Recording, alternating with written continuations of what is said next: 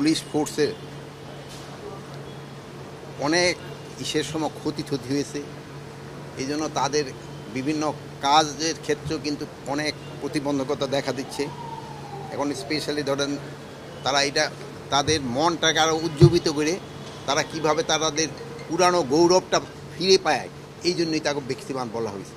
আগে যে জনবান্ধব পুলিশ, এটা যেন বাস্তবে হয়, এটা যেন কোনো কাগজ কলমে না থাকে, এইটা সম্বন্ধে আমি তাদের বলছি।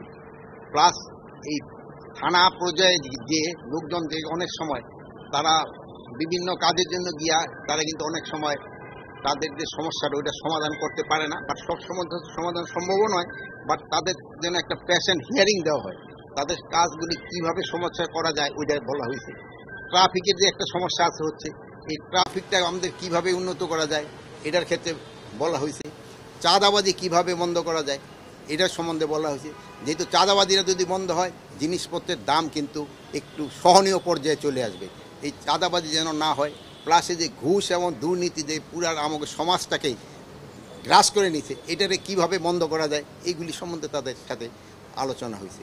বাট মেইনলি আলোচনা হয়েছে তাদের যে পুরানো ফর্মে যেন পুলিশ যত তাড়াতাড়ি ফিরে যেতে পারে, তারা যেন জনবান্ধব পুলিশ হতে পারে। এইটির জন্য জনগণের একটা আশা, তারা যেন জনবান্ধব পুলিশ হতে পারে। শুধু যারা দোষী তাদেরই নাম দেন, অন্য কারোর নাম দেন না। অন্য কাছে নাম দিলে এটা করতে তদন্ত করতে সময়ও বেশি যাচ্ছে এবং অনেক সময় নিরীহ লোকও যেন হেনস্থা না হয়, এই দিকে খেয়াল রাখতে হবে। এই জন্য আমরা কিন্তু একটা মিডিয়াও বলে দিছি, প্লাস আপনাদের আমরা পেপারে দিয়েছি, বলছি যে সাধারণ লোক যেন হেনস্থা না হয়, ইনভেস্টিগেশন ছাড়া কাউকে অ্যারেস্ট করা হবে না। এবং আমি ডিবিরে আজকে ইনস্ট্রাকশন দিয়ে দিছি, তাদের পরিচয় ছাড়া, পরিচয় তারা নিজেরা দিবে, তারপরে ধরবে। এখানে আমার ধরার কথা শুধু ক্রিমিনালদের, আমি সাধারণ মানুষকে তো ধরার জন্য বলবো না, ক্রিমিনালদের ধরার জন্য। সাধারণ পাবলিকের যেটা কমফোর্ট হয় এটার দিকে আমাদের পুলিশ চেষ্টা করে। মানে হয় একজন অন্যায় করলে তারা আইনের হাতে সোপর্দ করেন, কিন্তু এই আইন তো আপনার হাতে তুলে নেওয়ার কারো কিন্তু অধিকার নেই, আইনের হাতে তাকে সোপর্দ করতে হবে।